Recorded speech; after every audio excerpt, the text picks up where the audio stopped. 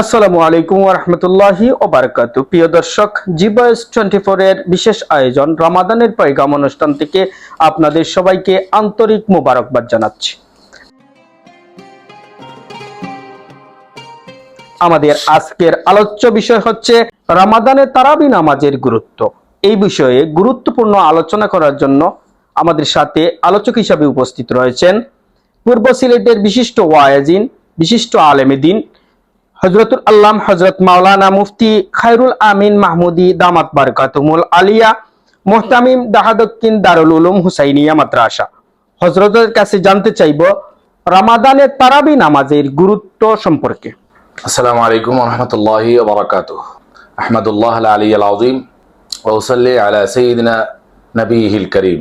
আম্মা বাদ।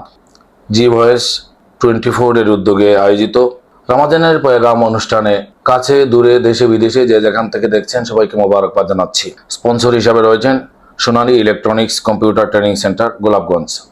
আজ আমরা যে মাসআলা নিয়ে এখন আলোচনা করব তা হচ্ছে রমাদানুল মুবারকে তারাবিহের নামাজের গুরুত্ব।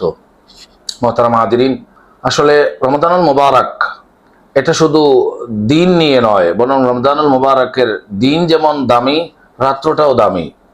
এজন্য রমাদানুল মুবারকের রাতের ইবাদতের মধ্যে অন্যতম এক ইবাদত হচ্ছে তারাবিহের নামাজ। যে তারাবিহের নামাজের গুরুত্ব কতটুকু এটা হাদিসের কিতাবের দিকে লক্ষ্য করলেই পাওয়া যায়। সহিহ বুখারী শরীফে হযরত আবু হুরায়রা রাদিয়াল্লাহু আনহু এর সনদে একবারে শুরুর দিকে 37 নম্বর যে হাদিস রয়েছে, সে হাদিসেই হযরত আবু হুরায়রা রাদিয়াল্লাহু আনহুর সূত্রে হযরত রাসূল মাকবুল সাল্লাল্লাহু আলাইহি ওয়াসাল্লামের হাদিস ইমাম বুখারী রাহমাতুল্লাহি আলাইহি এনেছেন, যেখানে হযরত আবু হুরায়রা রাদিয়াল্লাহু আনহু বলছেন, আন আবি হুরায়রা রাদিয়াল্লাহু আনহু আন্না রাসূলুল্লাহি সাল্লাল্লাহু আলাইহি ওয়াসাল্লাম قال মান কামা রমাদানা ঈমানান ওয়া ইহতিসাবা গুফিরা লাহু মা তাকদ্দামা মিন যামবিহি আও কামা ক্বাল আলাইহি সাল্লাতু ওয়াস সালাম। এই হাদিসটি সহিহ বুখারী শরীফের 2009 নম্বরেও এই হাদিস ইমাম বুখারী রহমতুল্লাহ আলাইহি আবু হুরায়রা রাদিয়াল্লাহু আনহু সনদে এনেছেন, এবং আরো এনেছেন সহিহ মুসলিম শরীফে 1644 নম্বরে। হাদিসের আলোচনায় রাসূল আকরাম সাল্লাল্লাহু আলাইহি ওয়াসাল্লাম ইরশাদ করতেছেন, মান কামা রমাদানা ঈমানান ওয়া ইহতিসাবা, পরিপূর্ণ ঈমান রেখে সওয়াবের আশায় কোন পুরুষ অথবা মহিলা, আল্লাহর বান্দা অথবা বান্দি যদি রমাদানুল মুবারকে তারাবিহের নামাজ আদায় করে, তাহলে গুফিরা লাহু মা তাকদ্দামা মিন যামবিহি, সে জীবনে এর পূর্বে যত গুনাহ করেছে রব্বুল আলামিন সব গুনাহ মাফ করে দিবেন। সুবহানাল্লাহ। নাসাই শরীফ হাদিসের আরেক কিতাব সুনানুন নাসাই, ইমাম নাসাই রহমতুল্লাহ আলাইহি সুনানুন নাসাই, নাসাই শরীফে 2208 নম্বরে হযরত আব্দুর রহমান ইবনে আউফ রাদিয়াল্লাহু আনহু সনদে এক হাদিস এনেছেন, যেখানে রাসূলুল্লাহ সাল্লাল্লাহু আলাইহি ওয়াসাল্লাম আন্নাহু যাকারা শাহরা রমাদান ফাফাদ্দালাহু আলা শুহুর ওয়া ক্বাল মান কামা রমাদানা ঈমানান ওয়া ইহতিসাবা খারাজা মিন যুনুবিহি কায়াউমি ওয়ালাদাতুহু উম্মুহু আও কামা ক্বাল আলাইহি সাল্লাতু ওয়াস সালাম।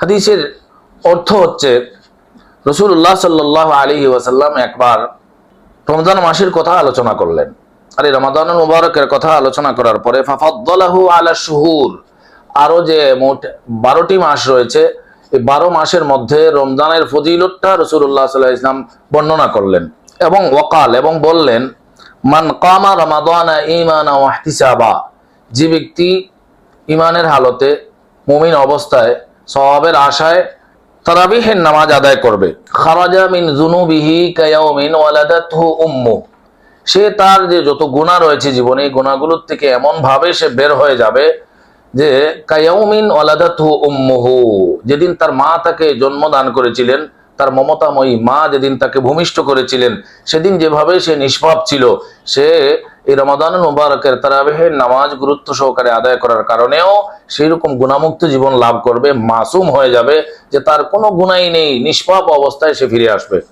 এছাড়া সুনানুন নাসাই, নাসাই শরীফে 2210 নম্বরে হযরত আব্দুর রহমান ইবনে আউফ রাদিয়াল্লাহু আনহু থেকে আরো একটা হাদিস ইমাম নাসাই রহমতুল্লাহ আলাইহি সুনানুন নাসাই শরীফে এনেছেন, যেখানে রাসূলুল্লাহ সাল্লাল্লাহু আলাইহি ওয়াসাল্লাম قال رسول الله صلى الله عليه وسلم إن الله تبارك وتعالى فرض صيام رمضان عليكم وسننت لكم قيامه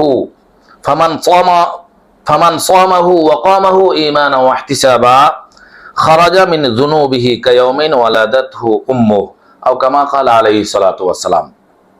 হাদিসের অনুবাদ হচ্ছে, রাসূল আকরাম সাল্লাল্লাহু আলাইহি ওয়াসাল্লাম বর্ণনা করেন, হযরত আব্দুর রহমান ইবনে আউফ রাদিয়াল্লাহু আনহু জলিলুল কদর সাহাবী, তিনি বলতেছেন রাসূলুল্লাহ সাল্লাল্লাহু আলাইহি ওয়াসাল্লাম ইরশাদ করেছেন, ইন্নাল্লাহা তাবারাকা ওয়া তাআলা ফারাদা সিয়াম রমাদান আলাইকুম, রব্বুল আলামিন ঈমানদারদের উপর রমজানুল মুবারকের রোজা ফরজ করেছেন।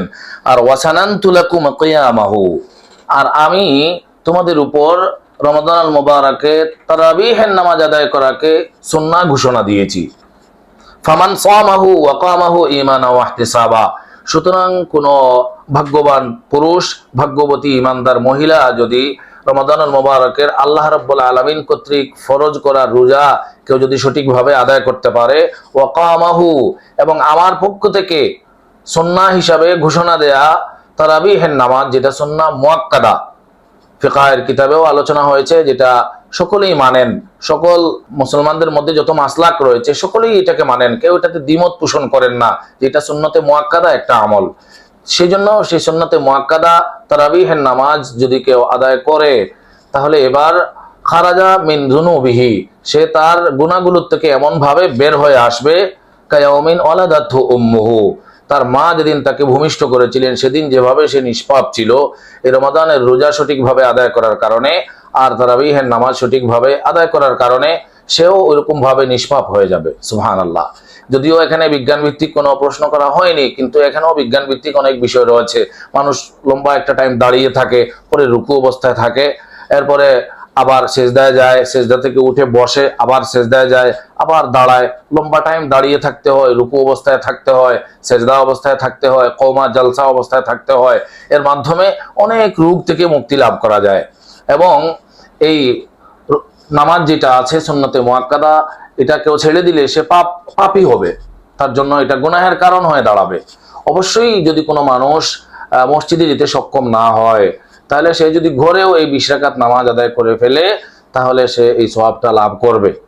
অবশ্য আরেকটা বিষয়ে খুব জানার দরকার, সেটা হলো এই রমাদানুল মুবারকের এই তারাবিহের নামাজের গুরুত্বটা এমন বেশি গুরুত্ব, যদি কোনো মানুষ শরীয়ত সম্মত কোনো কারণে রোজা রাখতে অক্ষম হয়, সেটা হতে পারে বেশি বয়স্ক হওয়ার কারণে, অথবা কোনো রোগ ইত্যাদির কারণে, মুসাফির হওয়ার কারণে, তারপরেও যদি কোনো মানুষ রমজানে রোজা রাখতে পারছেন না শরীয়ত সম্মত কারণ থাকার কারণে, ওজর থাকার কারণে, কিন্তু রমজানে যদি তারাবিহের নামাজ আদায় করেন, তাহলে ওই সওয়াব তিনিও লাভ করবেন।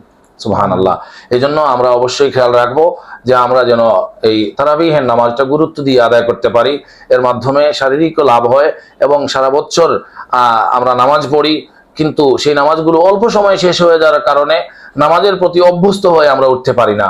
আর এখানে 20টা রাকাত যারা খতম তারাবি পড়েন, তাদের তো আরো লম্বা সময় লাগে, নামাজে অভ্যস্ত হন, এরপরে নামাজ আদায় করতে মোটামুটি সময় নিয়ে গুরুত্ব সহকারে নামাজটা আদায় করার অভ্যস্ত তারা হতে পারেন। এজন্য আমরা সকলেই চেষ্টা করব তারাবিহের নামাজের গুরুত্ব আরো ভালোভাবে জেনে আমরা তারাবিহের নামাজটা গুরুত্ব দিয়ে আদায় করব। পুরুষেরা আদায় করব, মহিলারাও আদায় করবে।